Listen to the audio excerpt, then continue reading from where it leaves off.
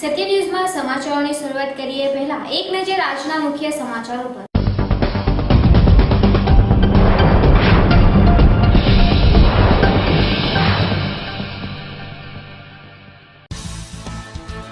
વલસાડમાં બાઇક અડફેટે સફાઈ કામદારને ઈજા, હાલત તળાવ નજીક બનેલા બનાવથી સફાઈ કામદારને પગે ફ્રેક્ચર।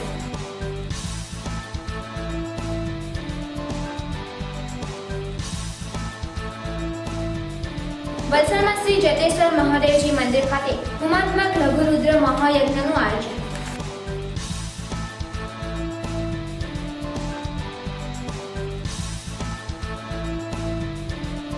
કપરાડાના વિદ્યાર્થીને વલસાડ રેલવે સ્ટેશન ઉપર ટ્રેનમાં ખેંચ આવતા બેભાન વિદ્યાર્થીને સારવાર અર્થે સિવિલ હોસ્પિટલમાં ખસેડાયા।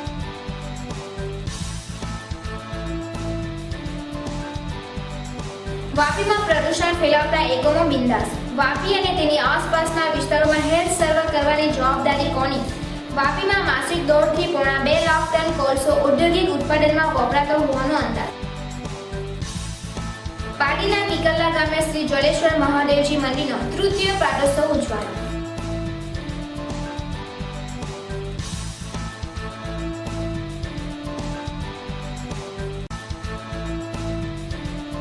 મનો નજીક લક્ઝરી બસને નડેલો અકસ્માત, 14 મુસાફરોના કરુણ મોત, 4 થી 5 ઇજાગ્રસ્તોને વાપીની હરિયા હોસ્પિટલમાં લવાયા।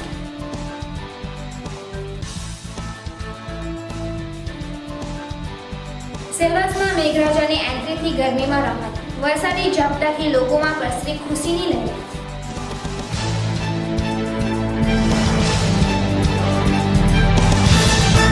હવે સમાચારો વિસ્તારથી। વલસાડના હાલર તળાવ નજીક સવારના અરસામાં બનેલા એક અકસ્માતના બનાવમાં બાઇક અડફેટે આવી જતા સફાઈ કામદારને ઈજા પહોંચી હતી, જેને તાત્કાલિક અત્રેની કસ્તુરબા હોસ્પિટલમાં ખસેડાયા હતા। વિગતો મુજબ વલસાડ પાલિકામાં સફાઈ કામદાર તરીકે નોકરી કરતા રમેશભાઈ છોટુભાઈ પટેલ સવારના 9:45 કલાકના અરસામાં હાલર તળાવ પાસે સફાઈ કામ કરી રહ્યા હતા। તે દરમિયાન એક બાઇક ચાલકે તેઓને અડફેટમાં લેતા રમેશભાઈને પગના ભાગે ફ્રેક્ચર થતા તેઓને પ્રથમ સિવિલ હોસ્પિટલમાં અને ત્યારબાદ વધુ સારવાર અર્થે કસ્તુરબા હોસ્પિટલમાં ખસેડવામાં આવ્યા હતા। જોકે અકસ્માત બાદ બંને પક્ષો વચ્ચે સમાધાન થઈ જતા પોલીસ ફરિયાદ નોંધાઈ ન હતી। यहाँ पर आवे करो ना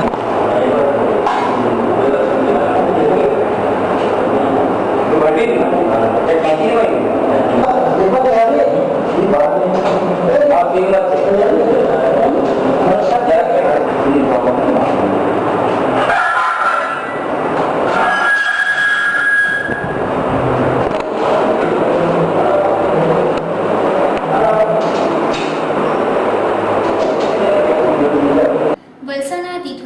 સહયોગનગરની બાજુમાં લીમડા ચોક ખાતે આવેલ જટેશ્વર મહાદેવજી મંદિરે હોમાત્મક લઘુરુદ્ર મહાયજ્ઞનું આયોજન કરવામાં આવ્યું હતું। આ પ્રસંગે ભજન કીર્તન સહિત શોભાયાત્રાનું પણ આયોજન કરાયું હતું, જેમાં મોટી સંખ્યામાં ભાવિકોએ દર્શન અને મહાપ્રસાદનો લાભ લીધો હતો।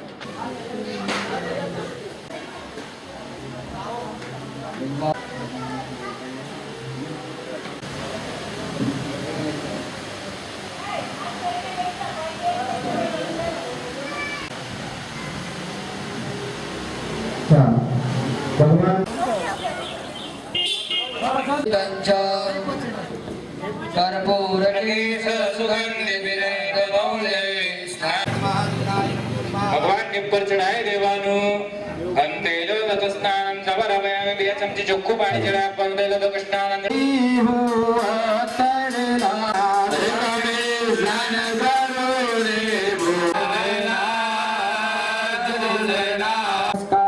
नमस्कारोमि पाणीनी चमची बड़ी पकड़ी राखो आणि न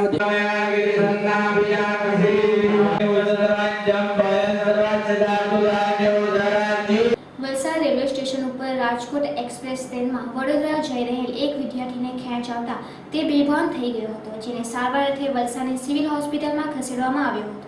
કપરાડા તાલુકાના વડખંભા ગામે રહેતો પિયુષ ચંદુભાઈ ગાવિત ઉંમર વર્ષ 19 વડોદરાની એસવી પોલિટેકનિક કોલેજમાં સિવિલ એન્જિનિયરિંગના બીજા સેમેસ્ટરમાં અભ્યાસ કરે છે।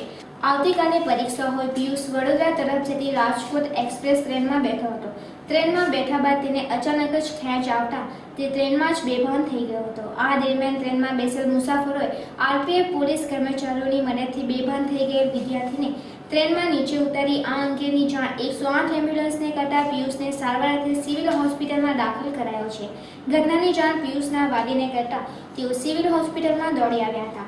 વિદ્યાર્થીની તબિયત સુધારા પણ હોવાનું સિવિલ હોસ્પિટલના ફરજ પરના તબીબોએ જણાવ્યું. તમારું નામ છે? પિયુષ. અને તમે ક્યાં રહો? વડખંભા. અને તમે ક્યાંથી પડ્યા? મારા વલસાડ સ્ટેશન. શેમાં હતા?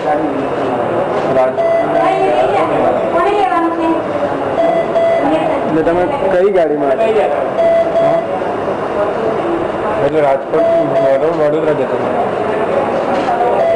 વાપીમાં છેલ્લા ઘણા સમયથી પ્રદૂષણની માત્રા વધી જતા લોકોના આરોગ્ય સામે ગંભીર પ્રકારનો ખતરો ઊભો થયો છે. સમગ્ર દેશમાં હવાના ઔદ્યોગિક પ્રદૂષણમાં વાપી પ્રથમ ક્રમે હોવાનું CPCB અને IITના દેશના 88 ઔદ્યોગિક ક્ષેત્રના સર્વે અને અભ્યાસ બાદ જણાવ્યું છે. આ પ્રદૂષણના કારણોમાં મુખ્યત્વે વાપીમાં વપરાતો કોલસો અને સોલ્વન્ટ્સ જવાબદાર હોવાનું જણાયું છે. હાલમાં વાપી વિસ્તારમાં ઔદ્યોગિક પ્રક્રિયામાં સોલ્વન્ટ્સનો માસિક વપરાશ અંદાજે 60,000 થી 80,000 ટનનો મનાય છે, જે નીચા તાપમાને બાષ્પીભવન થવાથી હવામાં વોલેટાઇલ ઓર્ગેનિક કેમિકલ્સની માત્રા વધી જતી હોવાનું કહેવાય છે. બીજી તરફ ઔદ્યોગિક ઉત્પાદન માટે બોઇલર પ્રજ્વલન માટે પણ કોલસાનો મોટા પ્રમાણમાં વપરાશ થાય છે. અગાઉ બોઇલર પ્રજ્વલન માટે ફેર્નેસ ઓઇલ, એલડીઓ, નેચરલ ગેસ વગેરે સામગ્રીનો ઉપયોગ થતો હતો, પરંતુ આ બધી સામગ્રીઓમાં સમયાંતરે ભાવ વધારો થતા ઉદ્યોગકારો સસ્તા પડતા કોલસા તરફ વળી ગયા છે. પરિણામે આ વિસ્તારમાં હવામાં સલ્ફરનું પ્રમાણ ભયાનક રીતે વધી ગયું છે. વાપીમાં માસિક 1.5 થી 2 લાખ ટન કોલસો ઔદ્યોગિક ઉત્પાદનમાં વપરાતા હોવાનું અંદાજ છે. જોકે પ્રદૂષણની માત્રા વધી જતા સ્થાનિક લોકોના આરોગ્ય સામે પણ સવાલો ઉઠવા પામ્યા છે, જેની ગણના કે આંખ આડા કાન કરવામાં આવી રહ્યા હોવાનું ચિત્ર ઊભું થયું છે. અગાઉના વર્ષોમાં દર 3 વર્ષે Indian institute of occupation health દ્વારા વાપી અને આસપાસના 5 કિલોમીટર સુધીના વિસ્તારોમાં હેલ્થ સર્વેની કામગીરી થતી હતી, જે કામગીરી છેલ્લા ઘણા સમયથી એકાએક બંધ કરી દેવામાં આવી છે. પરિણામે વધુ લોલમલોલ આગળ વધી અહીં મોટા કેમિકલ એકમો અને પેપર મિલો કોલસાના મુખ્ય વપરાશકર્તા છે. કોલસાના વપરાશકર્તાઓએ બોઇલરમાં બ્રેડ ફિલ્ટર, સ્ક્રબ સહિતના યંત્રો કામે લગાડવાના હોય છે, પરંતુ તે જફામાં વીજળીનું બિલ વધુ આવતું હોવાની વાતો વચ્ચે વધુ ચાલતું હોવાનું કહેવાય છે. સરવાળે લોકોના આરોગ્ય જોખમમાં મુકાઈ રહ્યું છે, ત્યારે સંબંધિતો આ અંગે પગલાં ભરે તે જરૂરી બન્યું છે. પાટી તાલુકાના કિકરલા ગામે શ્રી જડેશ્વર મહાદેવજી મંદિરના તૃતીય પાટોત્સવની ભવ્ય ઉજવણી કરવામાં આવી હતી. પાટી નજીક ઉડવાડા RSNના કિકરલા ગામે બુધવારના રોજ સવારે શ્રી જડેશ્વર મહાદેવ મંદિરનો તૃતીય પાટોત્સવ યોજવામાં આવ્યો હતો, જેમાં 3 જોડાઓએ લાભ લીધો હતો. ત્યારબાદ બપોરે 12:30 કલાકે આરતી કર્યા બાદ મહાપ્રસાદનું આયોજન કરવામાં આવ્યું હતું. આ પ્રસંગે ભંડારી સમાજના ટ્રસ્ટી રાજેન્દ્રભાઈ પટેલ તેમજ ભંડારી સમાજના માજી પ્રમુખ અમરતભાઈ પટેલ, રમેશભાઈ કામડી, શીતલબેન કામડી ઉપસ્થિત રહ્યા હતા. ખૂબ જ ધાર્મિક વાતાવરણમાં પાટોત્સવની ઉજવણી કરવામાં આવી હતી. કાર્યક્રમને સફળ બનાવવા સેવાભાવી હિતેશભાઈ ભંડારી, કિકરલા ગામના સરપંચ જીતેન્દ્ર પટેલ, ઉપસરપંચ ઈશ્વર ભંડારી તેમજ યુવા મિત્રો ઉપસ્થિત રહ્યા હતા. સમગ્ર કાર્યક્રમનું સંચાલન શૈલેષભાઈ જરીવાલાએ કર્યું હતું.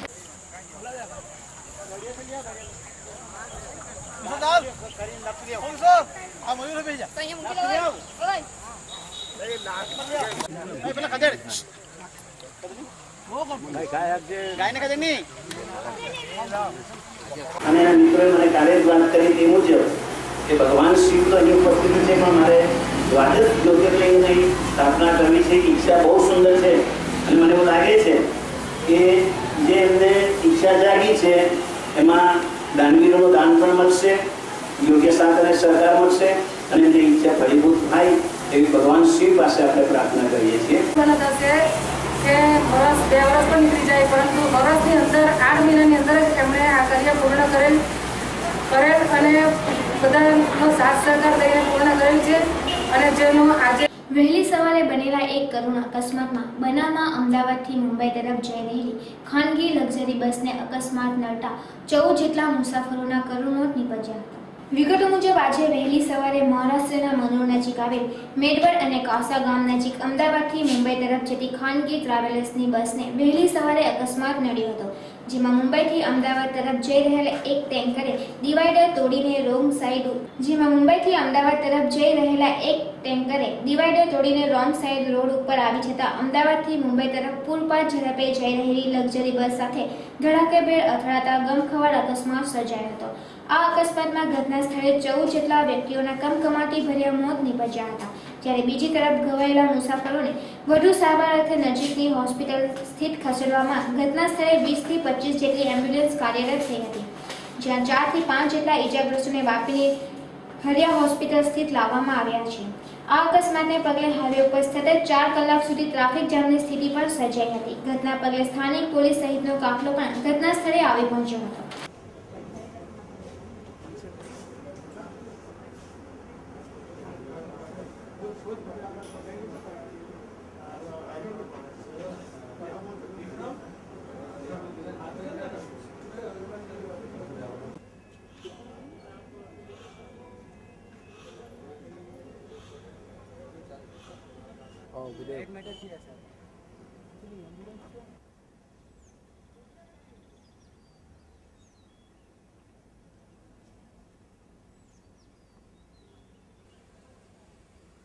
લક્ઝરી હતી ને અમદાવાદથી બોમ્બે જતી હતી અને ટેન્કર બોમ્બેથી એ બાજુ આવતો હતો, ગુજરાત બાજુ, અને ટેન્કરે રિવાઈડર ક્રોસ કરીને લક્ઝરીને ઠોકર મારી.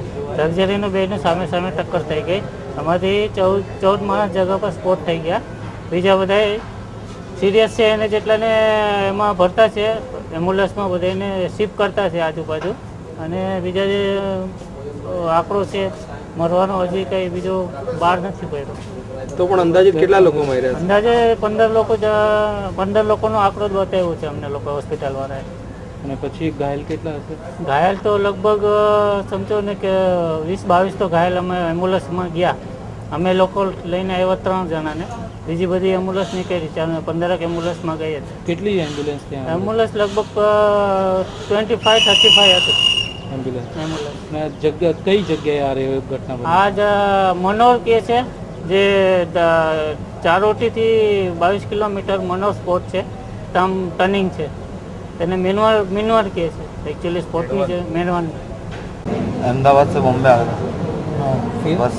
बस एकदम से जब हमारी नींद, हम तो सोए पड़े थे, नींद खुली तब देखा तो कोई बस आधी हुई भी थी, आधी ख़त्म थी.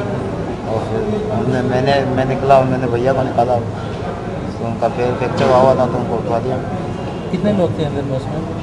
बस में 30-40 जने. कितने मरे वो कुछ पता है आपको? मैं वो जान. फिर यहाँ कैसे पहुँचे?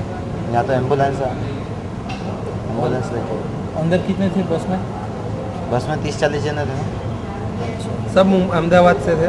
हाँ, सब अहमदाबाद से यही थी बस तो. સંઘ પ્રદેશ સેલવાસમાં વરસાદી માહોલ જામતા છેલ્લા ઘણા સમયથી ગરમીથી ત્રાસી ઉઠેલા નગરજનોમાં રાહત થઈ હતી. સેલવાસમાં આકાશમાં વાદળો ચડી આવવા સાથે વરસાદ પડવાનું શરૂ થતાં ભીની માટીની ખુશ્બુ સાથે સર્વત્ર ઠંડક પસરી જવા સાથે આહલાદક માહોલ સર્જાયો હતો. દક્ષિણ ગુજરાતમાં છેલ્લા ઘણા જ દિવસોથી ગરમી અને બફારાના વધેલા પ્રમાણ સાથે આકાશમાં વાદળો દેખાતા અને અમી છાંટણા પડવાના અહેવાલો છે. જે વિસ્તારમાં વરસાદી ઝાપટા પડ્યા છે તેઓ વિસ્તારોમાં ઠંડક પ્રસરતા ગરમીનું પ્રમાણ ઘટ્યું છે. સેલવાસમાં વરસાદ પડતા લોકોએ રાહતનો શ્વાસ લીધો હતો. જતા પહેલા ફરી એક નજર આજના મુખ્ય સમાચારો પર.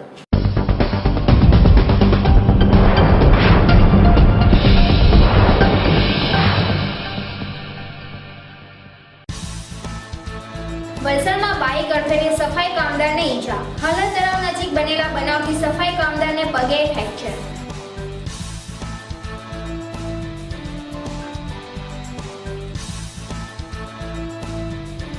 વલસાડમાં શ્રી જટેશ્વર મહાદેવજી મંદિર ખાતે હોમાત્મક લઘુરુદ્ર મહાયજ્ઞનું આયોજન.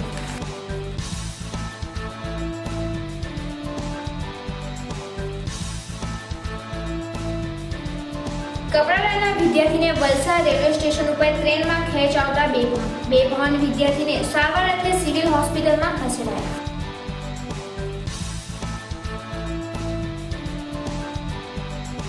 વાપીમાં પ્રદૂષણ ફેલાવતા એકમો બિંદાસ.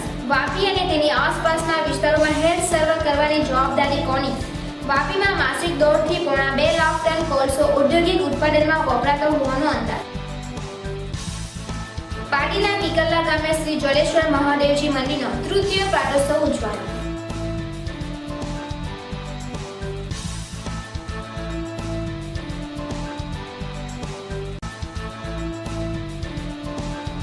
નજીક લક્ઝરી બસને નડેલો અકસ્માત, 14 મુસાફરોના કરુણ મોત, 4 થી 5 ઇજાગ્રસ્તોને વાપીની હરિયા હોસ્પિટલમાં લવાયા.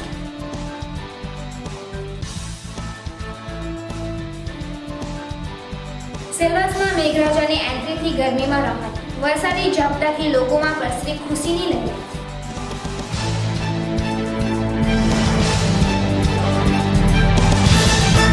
આ હતા આજના સત્ય ન્યૂઝના સમાચારો. વધુ સમાચારો સાથે ફરી મળીશું. ત્યાં સુધી જોતા રહો સત્ય ન્યૂઝ, આઝાદી સમાચારોની.